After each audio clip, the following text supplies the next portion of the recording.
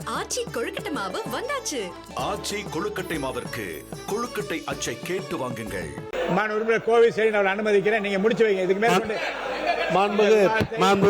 மாண்புமிகு பேரவை உட்காருங்க.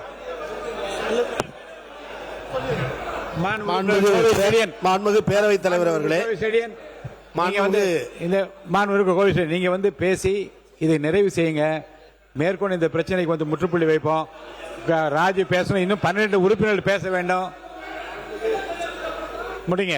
மாண்புமிகு பேரவைத் தலைவர் அவர்களே, ஆதிதிராவிடர் மற்றும் பிற்படுத்தப்பட்ட தாழ்த்தப்பட்ட மக்களுடைய நல்வாழ்வு குறித்து சமூக நீதித்துறை சார்பில் இன்றைக்கு விவாதம் நடந்து கொண்டிருக்கிறது.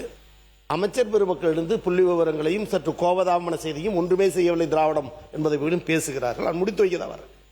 ஆனால் எதிர்க்கட்சி என்பது கேள்விகளை கேட்பார்கள், கோரிக்கைகளை வைப்பார்கள், செய்யுங்கள் பிளீஸ் சார், பிளீஸ் சார், கொஞ்சம் இருங்கள்.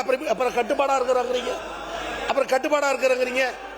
அப்படி இல்ல சார், ஒத்துழைப்பு. எதிர்க்கட்சி உறுப்பினர்கள் வெறும் கரண்டியோடு வருவதற்கு சமம். அண்ணா சொன்ன மேற்கோள், எதிர்க்கட்சி உறுப்பினர்கள் வெறும் கரண்டியோடு வருவதற்கு சமம். ஆனால் ஆளுங்கட்சியில் இருக்கக்கூடியவர்கள் தான், அமைச்சர்கள் தான் கையில் இருக்கிற கரண்டியில் எண்ணெயோடு வர வேண்டும். ஒரு துளி சதறா கூட ஒரு அரசுக்கு, ஒரு நாட்டுக்கு இழப்பு என்பது போன்ற ஒப்பீடுகள் உண்டு. இந்நிலையில் மரியாதைக்குரிய பொதுப்பணித்துறை அமைச்சர் அவர்கள் என்ன செய்து விட்டீர்கள் என்றார். ஏப்ரல் 14 அண்ணல் அம்பேத்கர் பிறந்த தினத்தை சமத்துவ உறுதிமொழி நாளாக ஏற்று எல்லா சமூகத்தினரும் எழுந்து நின்று சமத்துவம் சமதர்மம் என்று சொல்ல வைத்தது கழக அரசு.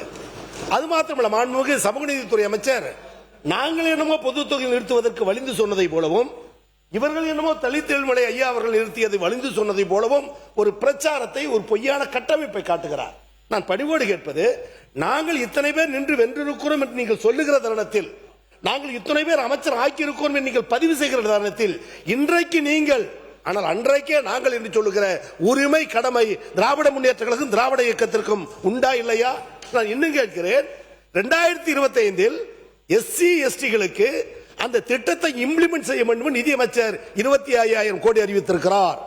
நான் பணிவோடு கேட்கிறேன், நிதியமைச்சர், சமூக நீதித்துறை அமைச்சர், பொதுப்பணித்துறை அமைச்சர், அந்த 25 கோடி ரூபாய் எந்தெந்த திட்டத்திற்கு செலவு செய்கிறோம், கொள்கை விளக்க குறிப்பு உண்டா, அறிவிப்பு உண்டா? எனவே ஏட்டளவில் மட்டும் சொல்லிவிட்டு போகிற இயக்கம் திமுக அல்ல, அடித்தட்டு மக்களுக்கு செய்கிற இயக்கம். இன்றைக்கும் குடிசையில் இருப்பவர்கள் கோபுரத்திற்கு எட்டக்கூடிய வகையில் குடிசை மாற்று வாரியத்தை உருவாக்கி தாழ்த்தப்பட்டவர்களை விண்ணுயர செய்தது கழக அரசு. எனவே இது வெளியில் இது ஒரு சமூக பிரச்சனை. அதோடு முடித்துக் கொள்கிறேன். இது ஒரு சமூக பிரச்சனை. இதில் வேண்டாவாதம் விதண்டாவாதம் பேசி குழப்ப நிலை உருவாக்கி மக்கள் ஐயத்தை உருவாக்க வேண்டாம்.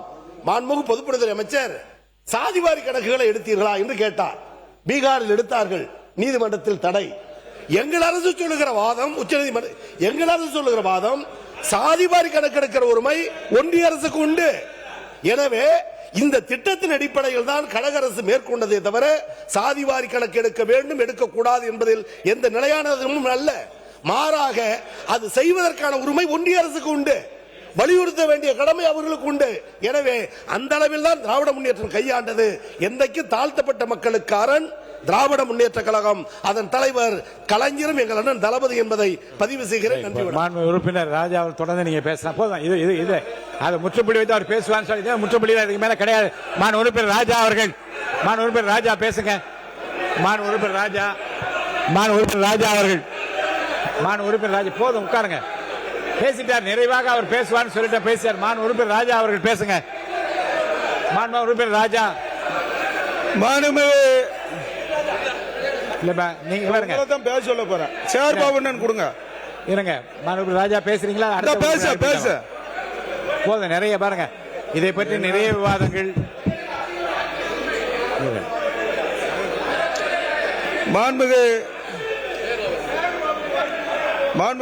பேசிட்டீங்க. நான் என்ன சொன்னேன், அவர் பேசும்போது கோவை செடி எனக்கு சொல்ல நீங்க முற்றுப்புள்ளி வாங்கி அவர் நிறைவு செய்து விட்டால் பேச அனுமதி இல்லையே, கிடையாது. உறுப்பினர் ராஜா பேசுங்க, இல்ல அடுத்த உறுப்பினர் அழைத்து விடுவேன். உறுப்பினர் ராஜா நீங்க பேசுங்க. நான் பேச ரெடி தான். இந்த சத்தத்தை நிப்பாட்டணும். உட்காருங்க. வாய்ப்பு யாருக்கும் வாய்ப்பு தருவதாக இல்லை. ராஜா நீங்க பேசுறதுனா பேச, அடுத்த உறுப்பினர் பேச சபாநாயகர் ராஜா நீங்க பேச ஆரம்பிக்கலாம்.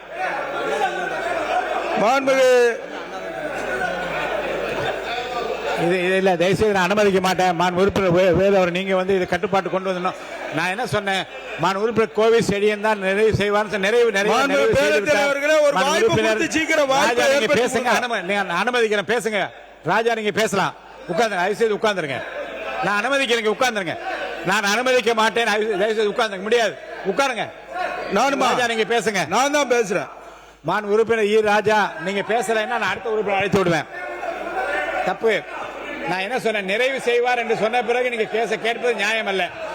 நான் அவர் பேசுவார் என்று சொன்ன, நிறைவு செய்வார் என்று நான் சொல்லிவிட்டேன். அவர் நிறைவு செய்த பிறகு நீங்க அரசு, நீங்க கொறடா நீங்க பண்ணக்கூடாது. அப்படி உட்காருங்க, தயவு செய்து உட்காருங்க. உட்காருங்க உட்காருங்க உட்காருங்க. யாருக்கு உட்காருங்க? உட்காருங்க உட்காருங்க, எல்லாம் உட்காருங்க. கொடுத்து பேச சொல்லுங்க சபாநாயகர். உட்காருங்க. மாண்பு உறுப்பினர் சேகர் பாபு உட்காருங்க. உட்காருங்க, மற்றவங்களாம் உட்காருங்க. குற்றச்சாட்டுக்கு மட்டும் பதில் சொல்லிட்டு உட்காருங்க. உட்காருங்க. நிறைய வாய்ப்பு கொடுத்து உட்காருங்க. அவர் உங்கள் சார்பாக அன்பழகன் சார் பேசிட்டார்ல. மாண்புமிகு பேரவைத் தலைவர் அவர்களே, பொதுப்பணித்துறை அமைச்சர் உள்நோக்கம் கற்பிக்கின்ற வகையில் இந்த அனைத்து ஜாதி ரட்சணா வழக்கு நீதிமன்றத்தை குறித்து அவர் ஒரு கருத்தை சொன்னார். உண்மையில் சொல்லுகிறோம், மனசாட்சியோடு வருத்தப்பட்டு சொல்லுகிறோம். இந்த வழக்கை பொறுத்தளவில் மதத்தால், இனத்தால், மொழியால் மக்களை பிளவுபடுத்துகின்ற சக்திகள் தான் உச்ச நீதிமன்றத்தில் தடைபெற சென்றதே தவிர, திராவிட இயக்க கொள்கையில் திராவிட இயக்க சித்தாந்தத்தை கொண்ட நாங்கள் அதை முழுமையாக எதிர்த்தோம். அதோடு மட்டுமல்ல, திருப்பரங்குன்றத்தை அயோத்தியாக்குவோம் என்ற பிரச்சனை வருகின்ற பொழுது ஆட்சி பெரிதா அல்லது வழக்காடு மன்றத்தில் இருக்கு, அதை பற்றி பேச வேண்டாம். உட்காருங்க. ஆச்சி கொழுக்கட்டை மாவு வந்தாச்சு. ஆச்சி கொழுக்கட்டை மாவிற்கு கொழுக்கட்டை அச்சை கேட்டு வாங்குங்கள்.